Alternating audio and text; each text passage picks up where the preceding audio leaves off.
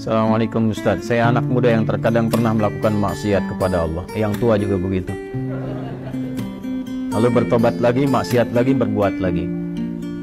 Bagaimana caranya Ustaz agar tobat yang ana lakukan menjadi tobatan yang nasuha? Mohon bimbingannya. Quran surah keempat ayat 17. Bismillahirrahmanirrahim. Innamat taubatu 'ala Allahi lilladzina ya'maluna as-su'a bijahalatin thumma yatubuna min qarib. Faulaika yatubullahu 'alaihim wa kana Allahu 'aliman hakima.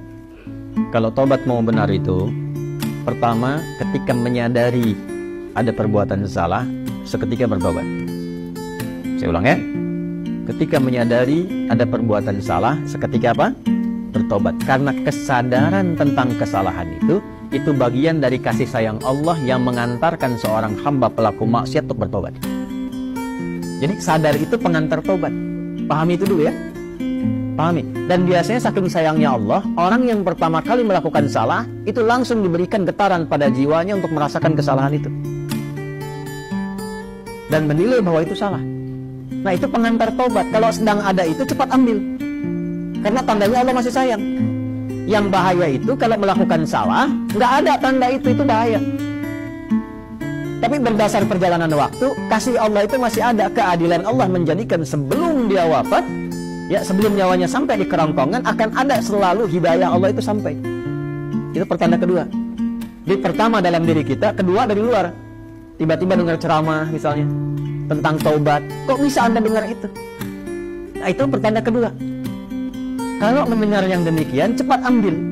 Ya, itu rumusnya Quran surat 29 ayat ke-68. Walladzina jahadu fina lanahdiyannahum subulana. Orang yang cepat mengambil petunjuk dari kami, cepat dia ambil, kami bimbing dia menuju jalan-jalan kebaikan kami.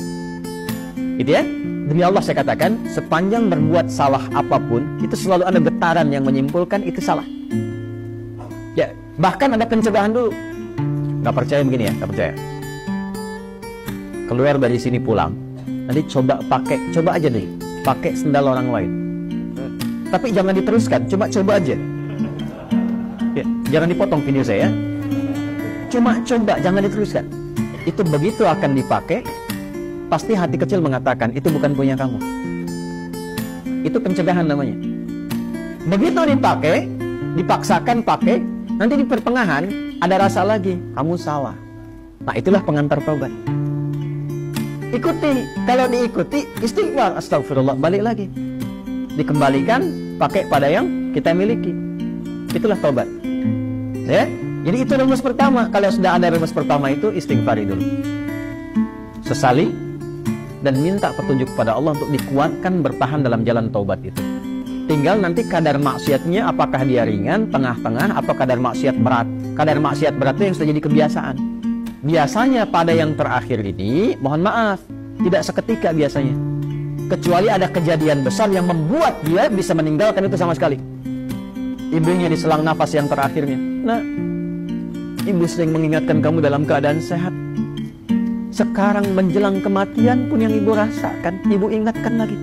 Apakah dalam keadaan ibu yang sudah sekarat ini mengingatkan kamu belum mau tobat juga? Maka dengan keadaan apa lagi mesti ibu ingatkan engkau? Bisa. Atau ibunya sudah meninggal, mengeluarkan wasiat, tulisan. Ya, diantaranya menasehati anaknya yang tidak pernah mau dengar untuk mendengar. Biasanya itu lebih kuat. Makanya disebut wasiat, pesan yang kuat, yang terasa lebih kuat dibandingkan dengan saat masih dalam keadaan sehat. Karena itu disebut dengan apa? Wasiat. Ya, wasiat itu bukan sekedar tentang harta. Ada wasiat terkait dengan kebaikan-kebaikan ibadah. Contoh Quran surah ke-2 ayat berapa? 133. Wasiat Nabi, ya siapa?